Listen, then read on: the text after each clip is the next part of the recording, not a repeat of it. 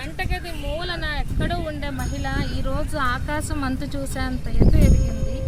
ప్రతి దాంట్లో మగవాళ్ళతో సమానంగానే కాకుండా మగవాళ్ళ కంటే ముందుగా వేగంగా పరిగెట్టే మహిళ ఓటు వేయటంలో ఎందుకు వెనకబడిపోతుంది? ఈ రోజున మహిళా ఓటింగ్ శాతం చూస్తే చాలా తక్కువ ఉంది. ఎందుకు మహిళలంతా ఓటును వినియోగించుకోకుండా ఉండిపోతున్నారు? ప్రజాస్వామ్యంలో మహిళా శక్తి చాలా ఉన్నతమైన స్థాయిలో ఉంది. ప్రతి విషయంలో కూడా మహిళ ముందుంటుంది. అటువంటిది ఓటు హక్కును వినియోగించుకోవడంలో మాత్రం ఎందుకు వెనక ఉండాలి? మన ప్రజాస్వామ్య వ్యవస్థను మనమే కాపాడుకుంటూ మన ఓటు హక్కును సరైన పద్ధతిలో నీతిగా నిజాయితీగా కుల మత భేదము జాతి వివక్షత ఇవేవీ లేకుండా కూడాను ఓటు హక్కును మనము అమ్ముడుపోకుండా సరైన పద్ధతిలో నిజాయితీగా ఓటు హక్కుని వినియోగించుకుందాం. ప్రజాస్వామ్యబద్ధంగా మార్పుతో కూడిన మంచి అభివృద్ధి సాధించాలంటే ప్రతి మహిళ తన ఓటుని వినియోగించుకోవాలి. అలాగే మన ఇంట్లో ఉన్న మహిళలు, మన చుట్టుపక్కల ఉన్న మహిళలు, ప్రతి మహిళ కూడా ఓటు వేసే నినాదంతో మనం ముందుకు తీసుకెళ్ళాలి. ప్రతి మహిళ కూడా తన ఓటుని వినియోగించుకోవాలి.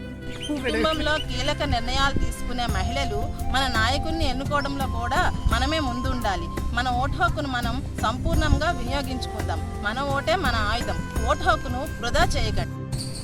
భవిష్యత్తుని నిర్ణయించేది నా ఓటు. నా ఓటుతో నాయకుడిని నిర్ణయిస్తాను. నా రాష్ట్రాన్ని 5 ఏళ్ల పాలించే నాయకుడిని నా ఓటుతో నిర్ణయించుకుంటాను.